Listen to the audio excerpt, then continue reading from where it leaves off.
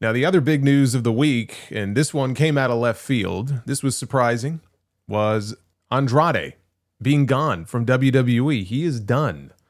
Fightful was the first to report the news on his exit, and sources within the company confirmed Andrade was released and that it was the company's call. And it was not part of a mass group of cuts that we hear, so often about. Usually when it comes to WWE cuts, they usually come in batches. That was not the case here. John Alba of Sports Illustrated later reported that it was not a mutual decision. He had not been backstage at TV tapings for nearly a month, and multiple talent were being told Saturday afternoon that he had been let go. And he has already been moved to the alumni section on WWE.com. Yeah, again, we don't know what we don't know, but they're making it clear from these reports this was not a case where this was just an Andrade call, where he's like, you know what, I don't want to be here anymore, let me go. This was something that was initiated by the company, something they felt that they had to do for some reason, and we might have some insight into why that is now. Bodyslam.net said that there have been creative and booking differences between Andrade and WWE since his return at the Royal Rumble in 2024. Not only that, but Andrade had been unreachable for several weeks before this when WWE tried to make contact with him. That is not good. We haven't seen Andrade on television. We haven't seen him at all since SummerSlam. He and Rey Fenix were part of that TLC match for the WWE Tag Team titles. The belief is that he and Fenix were in line for the spot against the Wyatt Six that ultimately went to the Street Profits at Clash in Paris. Because it was very strange how coming out of SummerSlam, all of a sudden, this new team they had put together a few months before, they just vanished. We didn't see Andrade on TV. We didn't even see Rey Fenix on TV. I don't believe since this past Friday. He had this tremendous U.S. title open challenge match with Sami Zayn that was the highlight of the night on SmackDown this week. Phoenix is another one who I would completely understand if he was frustrated by the way he's been booked in WWE. But looking at Andrade, I mean, you look at this return. He came back to the company at the Royal Rumble last year. He was in last year's Money in the Bank ladder match. He was in this year's Money in the Bank ladder match. Didn't win either one, but he was in both of those. He had that great best of 7 series of matches on SmackDown with Carmelo Hayes that led to nothing. No title, no big program, nothing coming out of it. Those two were carrying SmackDown there for a while. Then he won the Speed title, which, I mean, who the hell cares about that? And then we got the random pairing with him and Rey Fenix, another talent that has been underutilized the past few months. And the problem for Rey Fenix is that he burned a bridge with AEW on his way out. Andrade did not. He actually ended things on respectful terms with Tony Khan. Tony was the one who actually announced his contract was expiring during one of their media scrums. And he thanked him for his work. He said he hopes he could, work together with him again one day. One would think the door would be open for a return. But is it worth it for Tony Khan? Andrade is a tremendous talent, but he also strikes me as someone who will never be fully happy unless he is either the focus or that he is at least in that top mix. And that's just not going to happen in WWE. And it's not going to happen in AEW either, not with the wealth of talent that they have over there. The way his WWE run just ended, I don't know why Tony would think a second run in AEW would end any differently than it did the first time. I also think, and look, I can't get inside the man's head, this is all still very fluid. This news only broke yesterday. We haven't heard from Andrade. We don't know why he ghosted them and did what he did. But if you remember, he was one of the Hispanic talents they trotted out there behind Triple H WrestleMania weekend when they announced that they were buying AAA. And I wonder if he may have also thought, I could see my future here. He's looking into his crystal ball and he sees his future. They're just going to use me on those shows. They're going to use me as one of that core group of talents to try to break into that market. That's how they see me. And I don't want to be a part of that. I don't want that to define my run here. I don't want that to define who I am. I'm better than that. Would not at all be surprised if that's how he honestly felt.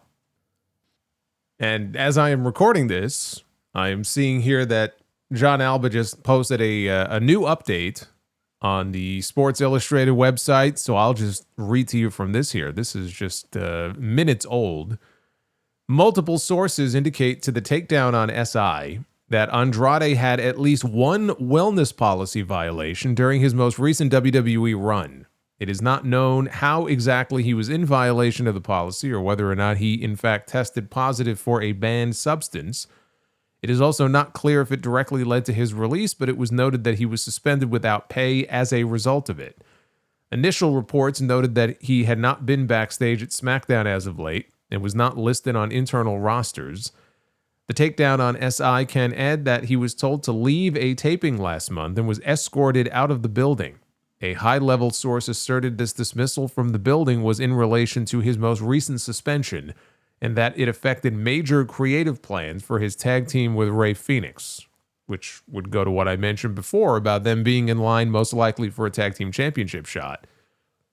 Body Slam's Corey Hayes reported on Saturday night that WWE had tried to get in touch with Andrade for several weeks, but had been unsuccessful. The takedown on SI cannot confirm that this at this time, though the incident at SmackDown was said to have occurred in the middle of August. While sources indicated that there was at least one wellness policy violation this year, this would not be his first with the company. WWE announced in January of 2020 that he was suspended for his first violation of the policy, which resulted in a 30-day suspension. He would leave WWE the following year, jump ship to AEW, where he would perform until December of 2023. There, he also faced disciplinary action following a backstage incident with Sammy Guevara. He would return to WWE in 2024. It should be noted that WWE has not published any potential wellness policy violations publicly since the TKO merger in 2023. As a result, it is unknown how many there have been, if there have been any outside of this at all. So that changes things a bit as far as who to put the onus on here, if this is true. Because if they were having disciplinary issues with him, and there may well have been creative frustrations as well, but if they were having disciplinary issues with him, again, if he disappeared on them and if he failed a wellness test. Now, the first violation is 30 days. So if this was his second, that would be 60 days, most likely, without pay. So I'd be very interested to know the timeline of that, when that was being served, if it was in August, if that was earlier than that. That sounds like it would have been last month. Then obviously that's not good. And you can't put that on the company if this guy is failing tests and being suspended. You know, if they have a policy in place and you violate that policy, then you're going to get popped. That's the way it works.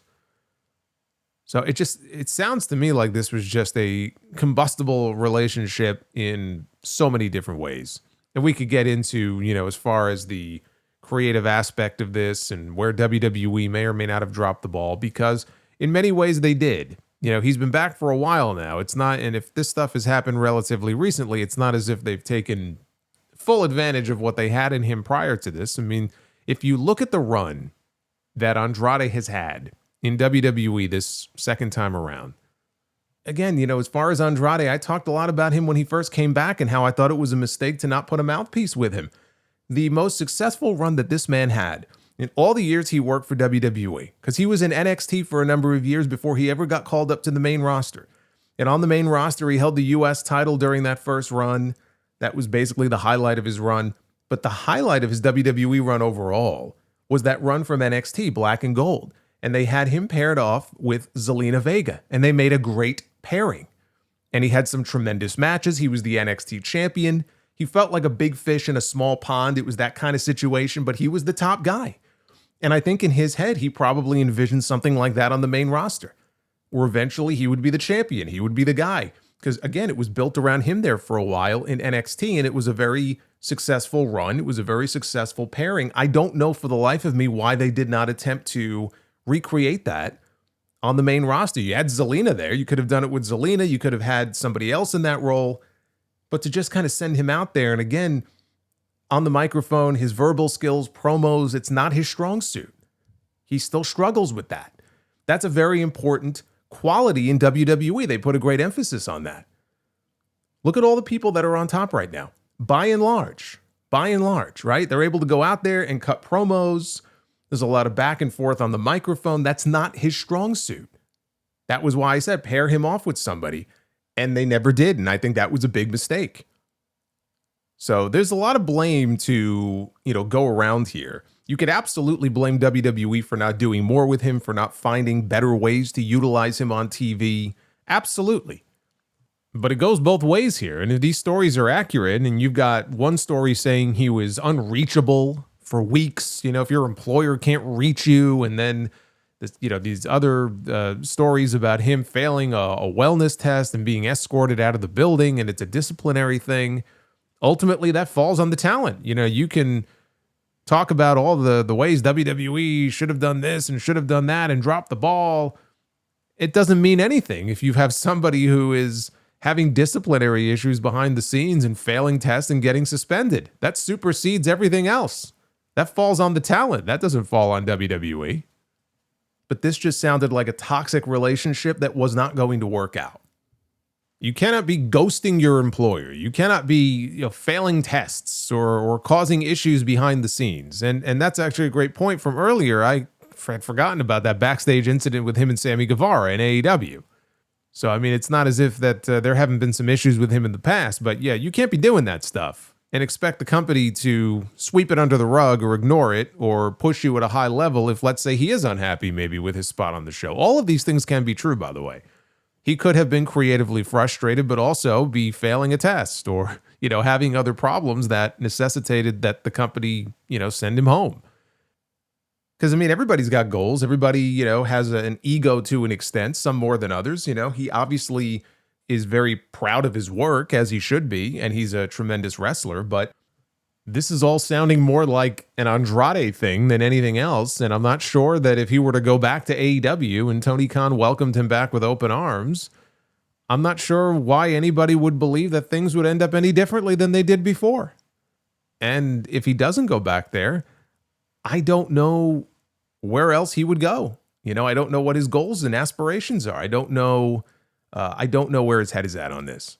So it'll be very interesting to see if he comments on it and where he does end up.